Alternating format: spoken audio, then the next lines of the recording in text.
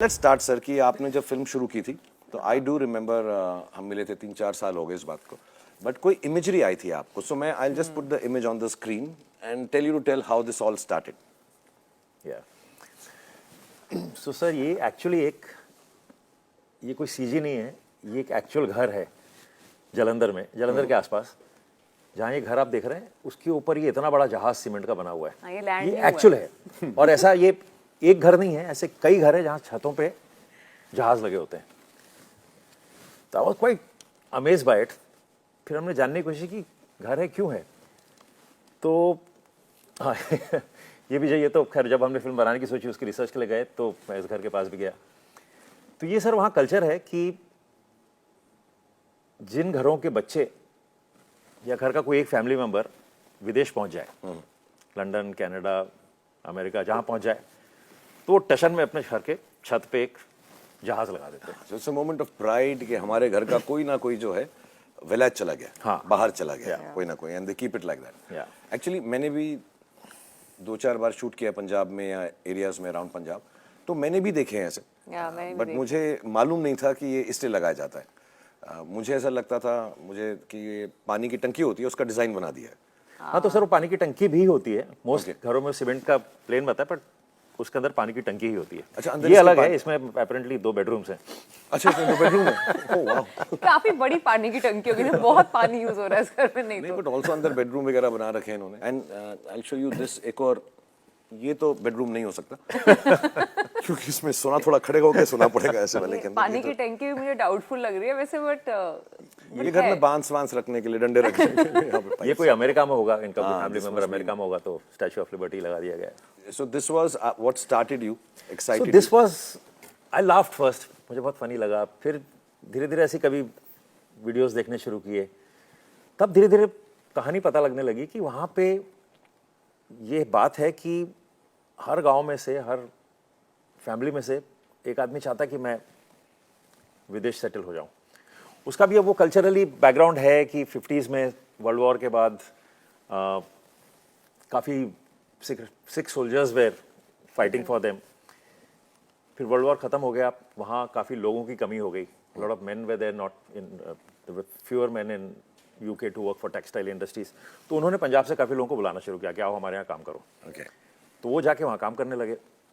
फिर 62 में I think या 61 में वो एक एक्ट आ गया जिससे बंद कर दिया.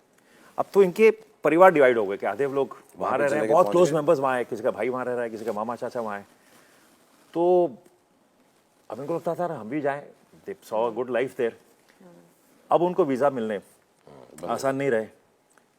तो फिर धीरे धीरे ये शुरू हुआ इलीगली जाना, तो जिस रूट से वो जाते थे उसको डोंकी रूट कहते हैं. तो डंकी मारना हो गया, जिसको एक बार 6-6, 8-8 महीने लग जाते हैं. कंप्लीटली इलीगली बॉर्डर क्रॉस करते करते करते वहाँ जाना is called the donkey route. पर ये मुझे लगा कि अच्छा ऐसा कुछ कर रहे हैं, तो उससे मुझे लगा इसमें कुछ कहानी है, शायद कुछ कहानी है. फाइनली क्यों आदमी इंसान वहाँ जाना चाहता है, क्यों अपना घर छोड़ना चाहता है, कुछ तो बात होगी. तो फिर हमने रिसर्च करनी शुरू की. कि एक बहुत खूबसूरत लाइन है हमारी फिल्म में कि डंकी का मतलब होता है अपनों से दूर रहना. You know, and I think that is the essence of the film. Film का जो पूरा लॉजिक है, थॉट है, इमोशन है कि हम घर छोड़ते हैं इसलिए कि हम घर वापस एक्चुअली फाइनली आकर यहाँ पे रह सकें, अपने फैमिली के साथ रह सकें, यहीं गुजारा करें. और कभी कभी हो जाता है जो फॉर्चुनेट है, और कई बार नहीं होता है. And that's what the film deals with. मैं नेक्स्ट चीज़, क्योंकि आपने वो मेंशन किया, आई रिमेंबर जब आपने मुझे इमेजरी भेजी थी वहाँ से, तो मुझे ये बहुत इंटरेस्टिंग लगा था कि लोग वहाँ पे जाने के लिए जो तपस्या करते हैं, कोशिश करते हैं, दुआ करते हैं. So there is a whole gurdwara there dedicated to this. Correct. तो इसे कहते हैं वीज़ा वाला गुरुद्वारा कहलाया जाता है ये. और अब इस गुरुद्वारे में जाएं तो बाहर दुकानें हैं जहाँ पे खिलौनों के जहाज़, टॉय प्लेन्स रखे होते हैं. लोग वो खरीदते हैं और अंदर जाके चढ़ाते हैं. अपने साथ पासपोर्ट ले आते हैं, पासपोर्ट दिखाया जाता है भगवान की तरफ, और दुआ यही मांगी जाती है कि भाई हमारा वीज़ा लगवा देना, कुछ करना हमारा वीज़ा. और मैंने कई लोगों से बात की, वहाँ पे जो लोग हैं जो काम करते हैं उनसे भी बात की. तो दे वेरी नाइस पीपल. उन्होंने कहा कि देखिए ये तो विश्वास है, पता नहीं होता है नहीं होता है, पर इतना विश्वास है कि हज़ारों की तादाद में रोज़ लोग आते हैं, जहाज़ चढ़ाते हैं, पासपोर्ट दिखाते हैं और कहते हैं कि हमारा वीज़ा लगवा. तो उसका नाम ही है वीज़ा वाला गुरुद्वारा. ये नेक्स्ट बात जो मैं बता रहा था कि स्ट्रीट्स की आपने बहुत सारी फोटोज भेजी थी. ये कैनेडियन ट्रैवल्स, स्पेलिंग मिस मत कीजिए सर. Canadian travels. ये तो डेफिनेटली पहुंचा देंगे कनाडा। हाँ, मेरी अंग्रेजी से मुझे तो स्पेलिंग में भी मिस्टेक नहीं लग रही। ठीक है यार, हम तो ऐसे ही लिखते हैं। हाँ correct.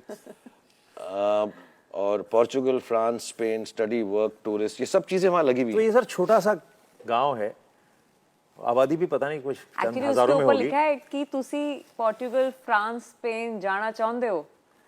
I mean that's Punjabi में पंजाबी, या सो इट्स एक्चुअली तो ये दीवारों पे जैसे हमारे यहाँ फिल्म के पोस्टर लगे होते हैं, वहाँ ये पोस्टर लगे होते हैं कि कहाँ जाना चाहते हो आप। सर इसके बारे में बताओ, ये जो ऑब्वियसली ये वीजा इंजीनियर्स हैं, जो इंजीनियरिंग जो तू पढ़ाई कर रही थी, हाँ जी, बड़ी होके तू भी ये वीजा वाली इंजीनियर तो- बन जाती। ये वाली तो बहुत, यहाँ तक नहीं पहुंच पाई मैं।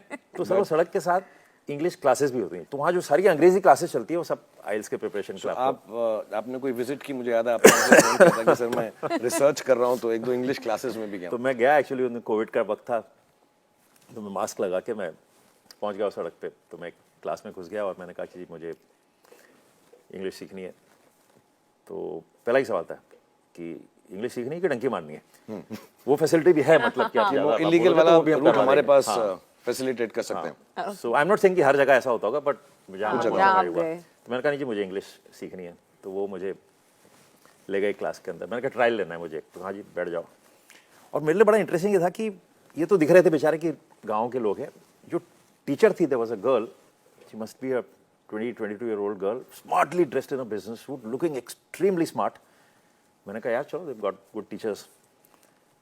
पर जब उसने मुंह खोला तो मुझे समझ नहीं आया कि इंग्लिश बोल रही है कि कौन सी भाषा बोल रही है वो। बट एक स्पेसिफिक वीडियो है जो मैं सर से रिक्वेस्ट करूंगा, if you can and if you can play it for the people, थोड़ा सा Yes. ऐसा दिखाएंगे उसका, We should. लेकिन किस तरह से, और ये ऐसे the beauty of all this हम क्यों बता रहे हैं और दिखा रहे हैं, क्योंकि फिल्म में ये सब रियल इंसिडेंट्स जो हैं इनको अभिजात और राजू सर ने फिल्म के अंदर डाला है ऊपर से। So will show the video now. You don't write a letter. You don't write a letter. I am writing a letter. I am writing a letter. We are writing a letter. We are writing a letter. You are writing a letter. You are writing a letter. Taken the pizza. Taken the pizza. Taken the pizza. Taken the pizza. Past indefinite. Past indefinite. Past indefinite. Past indefinite. ताता दीदी देखे. ताता दीदी देखे. ताता दीदी देखे. ताता दीदी दे दे। ई. No, this is he telling the enunciation, उसके बाद वो बताएगा। English is a very aggressive language. I did ये मैं सर इससे डांस भी सीख गया, अंग्रेजी भी सीख गया, और मैं इनसे ये भी बात सीख गया एक्टिंग के बारे में कि अगर सटल एक्टिंग से ना चले तो गला दबा के बताओ।